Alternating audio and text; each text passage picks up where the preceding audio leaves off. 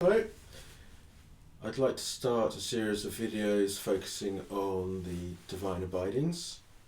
These are 4 mental qualities that the Buddha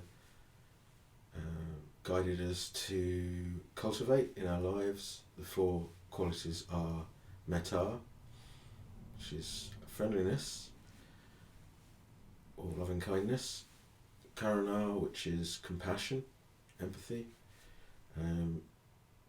Mudita, which is appreciative joy in the success of others, and Upekkha, which is equanimity, evenness of mind. So I'd first like to look at Metta, cultivating a mind of friendliness. It's such a beautiful state of mind to develop. As with everything to do with the Buddhist teaching, the state of friendliness is something that arises in everyone from time to time, so we are intent in cultivating that quality specifically and deliberately, to make much of it, and this brings many benefits to our lives. It softens, takes the hard edges off of life tremendously. It softens all our relationships, makes us so much more easygoing, easy to get on with, and we perceive others as being easy to get on with. It brings so many benefits with it, and as a support for the development of insight wisdom, it's critical. So it's really incredibly helpful as a foundation to have a mind which is soft, friendly, light, relatively self-concerned, doesn't like to take oneself or life too seriously. That's a beautiful state of mind to then practice insight meditation, vipassana. So now we look at the books and we find so many techniques for developing metta, so many systems, so many lists, so many things to bear in mind, and people can very quickly feel very burdened by all of that, and it has this alienating effect on the practice. And so I'd really, before we can get into the formal ways of developing metta in subsequent videos, but I think more important than that is to get a feel for what we mean by metta, what we mean by a mind of friendliness, and how to cultivate it. And so it's led by experience rather than the books. And then we can once we've understood what metta is and we started to get good at deliberately creating this mind of friendliness, then we can return to the books and look at the formal ways of developing it, and that will make our practice incredibly powerful. But first and foremost, it has to be practical, it has to be doable, and it has to be enjoyable to do.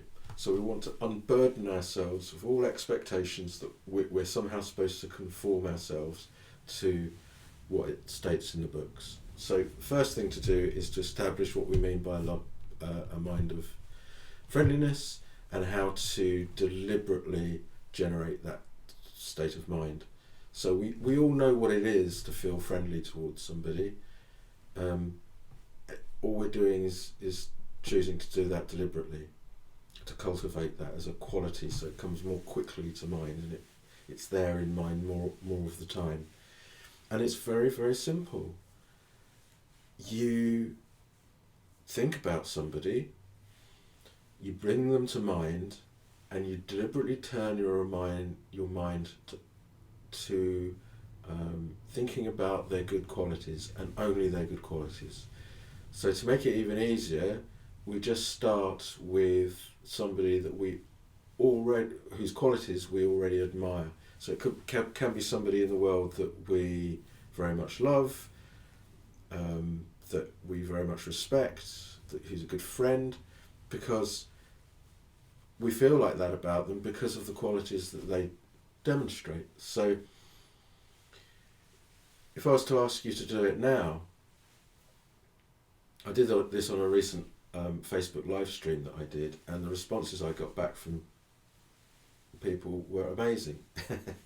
And it really generated exactly the state of mind that metta is. So You just bring someone to mind that you very much admire or respect or that you very much like, and you just spend a few moments now just thinking about some of those good qualities, what it is about them that you like.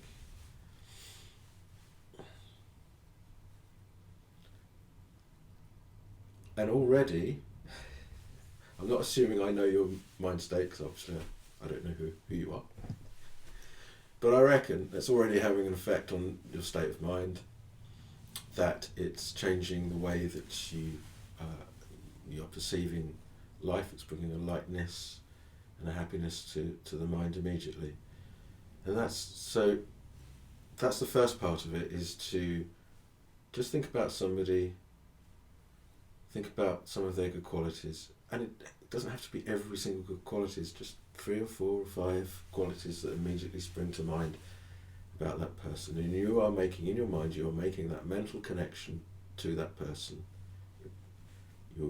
It is an act of generosity, because you are giving over your mental energy to bring that person into your mind and to think about their good qualities.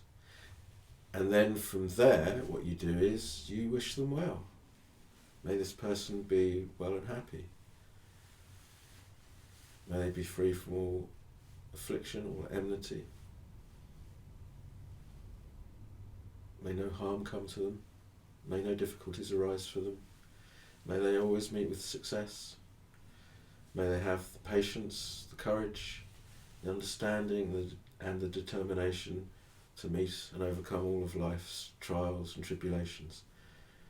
May they obtain their heart's desire. May they be well and happy. And that's kind of born, as it were, on the wave of the feeling that you generated by thinking about their good qualities.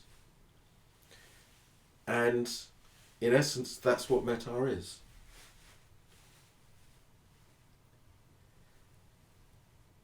And so what's a very helpful thing to do is just to, at the beginning of a meditation, say, just spend a few minutes.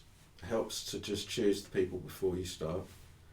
But just a few people that you get on with, that you like. Probably not people that you're having sexual relations with, because that can very easily become something else. But apart from that, anybody that you like, that you admire, that you respect, could be somebody personally known to you or someone further afield that you yet admire, and you just generate that habit. It's all about habit, generating this positive habit of friendliness towards others. And you can just do it for a few minutes at the beginning of a meditation before then moving on to mindfulness of breathing or vipassana. And it's a habit, and because it does actually produce immediate positive results, if you do it lightly and you do it in this way without a sense of burden, that the next time you do it, because it was so successful, because you didn't try to do loving kindness to everyone in the world, it's not about trying to get the feeling, it's about, as I said, thinking about the person's good qualities and wishing them well. But as a result, you do get this feeling of friendliness and lightness and happiness and well-being and benevolence and all these kinds of wonderful kinds of mental states. So as a consequence, the next time you do it, the mind starts to go, oh, we're going to do metta again. Oh, I really like that. And you sort of just develop this very positive groove into the mind, and the mind just slips into doing loving kindness because it's something that it very much enjoys. It's not a chore. It's so beneficial. And so you start very, very simply like that. Now there are levels and levels that you can take anything, including the practice of metta, and I think in subsequent episodes of these videos we can examine that. But in essence, that's what metta is, and if you make a habit of it, it will be just like a brilliant friend. Doing metta is just like this brilliant friend, and there are so many benefits which we can talk about in subsequent videos as well that come with it. But yeah, you will find that it starts to take the rough edges off life tremendously. So yeah, so I'll do a series of these short videos and just develop the theme over time. Yeah, okay. Good luck with that.